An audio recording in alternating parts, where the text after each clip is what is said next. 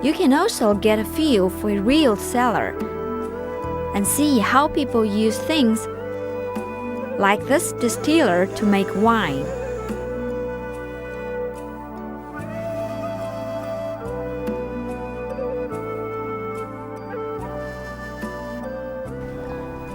Okay, one thing good in this museum is that you can try a glass of wine for free.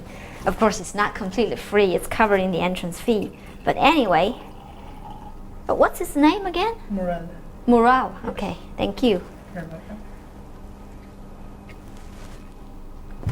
It's wonderful.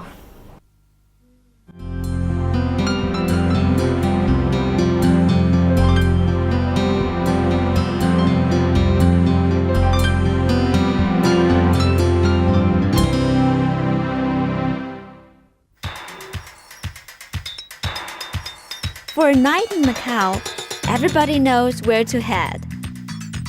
The casinos. Macau is often described as the Monte Carlo or Las Vegas of the Far East, and the flamboyant Lisbon Hotel Casino is the most popular attraction. Here, the cards are dealt 24 hours a day, 7 days a week. If you haven't perfected your poker face, you can test your luck in a variety of different games. You don't have to pay to get in, but men do have to wear long trousers. There's definitely no shorts allowed in here. Some say Macau's connection with gambling began when it went into decline as a port. Hong Kong drew much of the shipping business away. To boost the economy, the Macau authorities legalized gambling in late 19th century.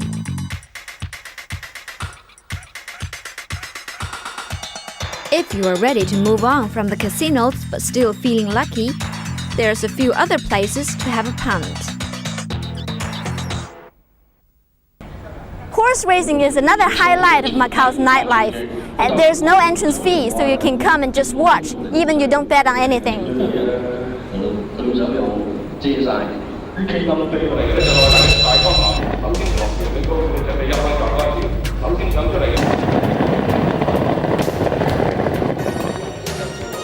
The horses are paraded before each round, and people eye the gallopers up for size before laying that all-important bet. The betting process is too complex to explain in a second, but there is a service booth to help you fill out the slips. Again, like the casinos, there is a dress code. Leave the shorts at home if you are a man.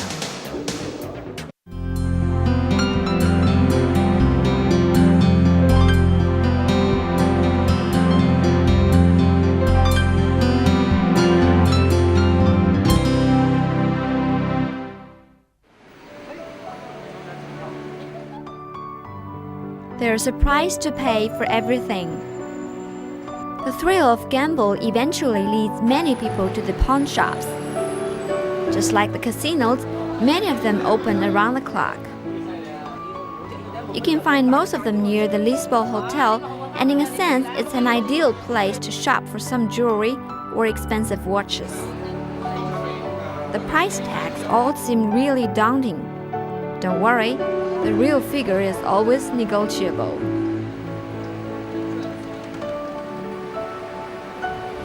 Away from the encore spectacle are the Mediterranean squares and quiet old cobbled streets of the old city. You never know what you'll come across wandering in these old narrow alleyways in the old district of Macau.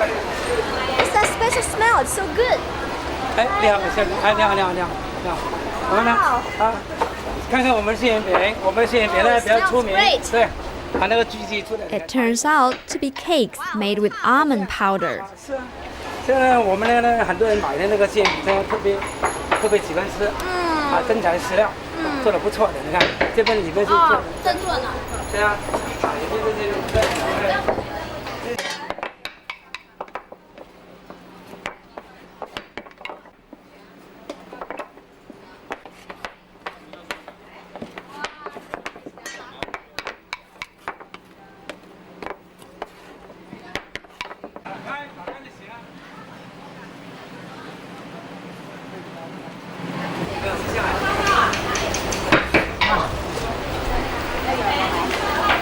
Wow, barbecue beef. 哦，谢谢。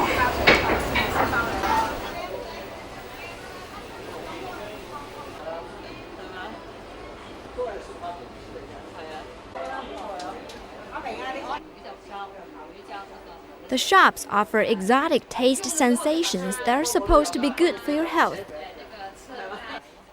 This is dried fish air bladder, the part that helps the fish move up and down in the water. It's usually cooked up in a soup as a kind of health tonic.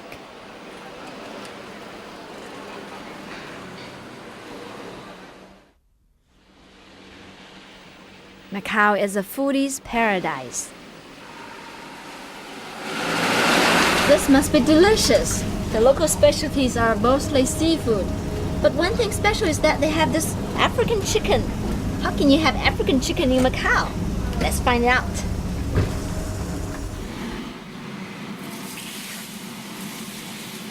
Henry, the owner of the restaurant, cooked the dish for us in an obviously Chinese way.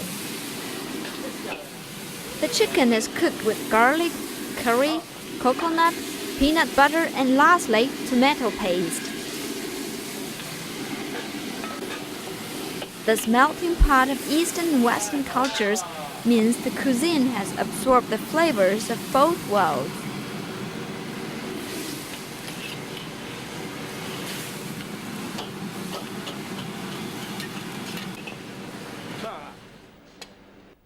Other famous dishes include curry crab, chili prawn, and Portuguese fried rice. The list goes on. Henry, why is this called African chicken? Oh, because in East Africa, in Mozambique, one place they call belongs to the Portuguese colony. It was Portuguese colony in Mozambique, in East Africa. So the recipe is from the East Africa, Mozambique. That's why we call it African chicken. Okay. Yeah. The people in Africa still eat like this? Yeah. I see. They still eat like this. They in Africa, some of them they call the chicken piri piri.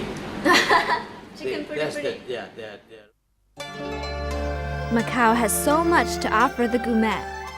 Apart from authentic Cantonese dim sum and Portuguese specialties, there's any number of dishes from India, Thailand, Korea, Brazil, Japan, and Malaysia.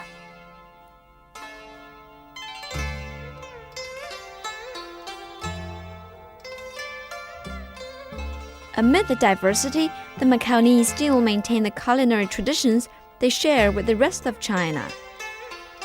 For example, my trip coincided with preparations for the annual Dragon Boat Festival, which takes place either in May or June. It's a time when every family eats zongzi and offers it to the gods.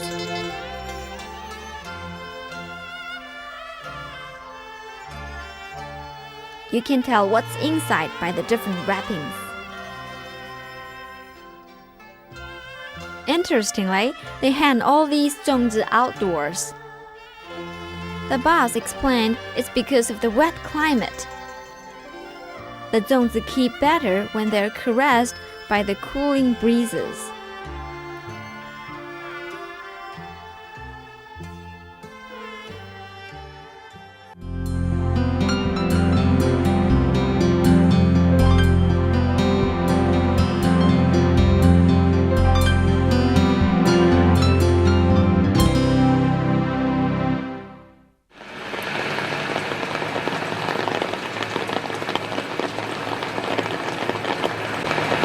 Here comes my bus.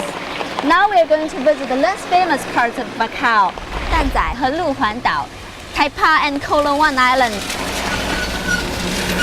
It'll be less than half an hour drive.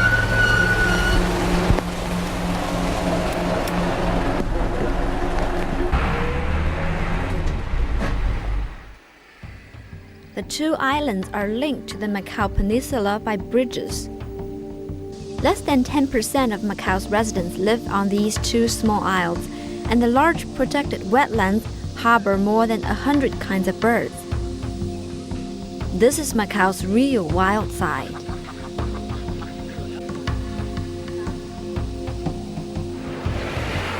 The feel here is that of a small, quiet, laid-back seaside town, with traces of Chinese and Portuguese here and there.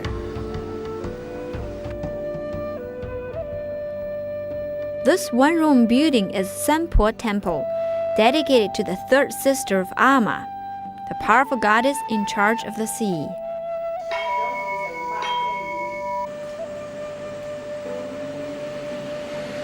Take a few steps in any direction and you'll come across a temple or a church.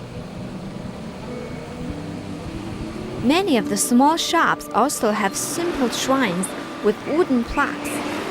This is a tribute to the neighborhood god called Tu Di Shen. Each god has its own realm. This one is dedicated to the god of medicine. Hua Tuo was a renowned doctor who lived more than 1,000 of years ago in central China. People worship him for his power to cure and heal. They offer incense all the time, and not just when one of their family falls ill.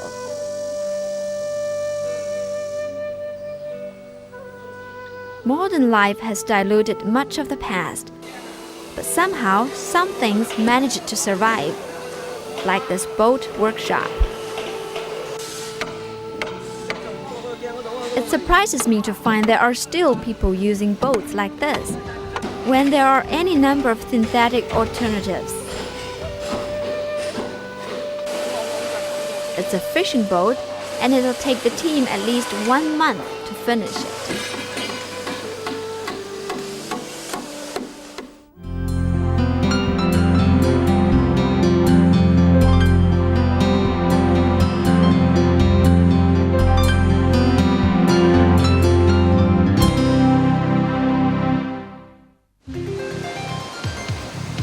A local expatriate has an interesting metaphor about Macau. He said that if you compare Macau to a woman, the place is not that kind of fiery girl who catches your eye at the first instance, but the more reserved kind whose beauty sinks in slowly but lasts longer. I find Macau a lovely, tiny place with a relaxed atmosphere, and you can definitely have a good time here without entering the casinos. The place serves up a perfect blend of Eastern and Western cultures. That's all for today's Travelogue. I'm Liu Changying. I'll see you sometime soon.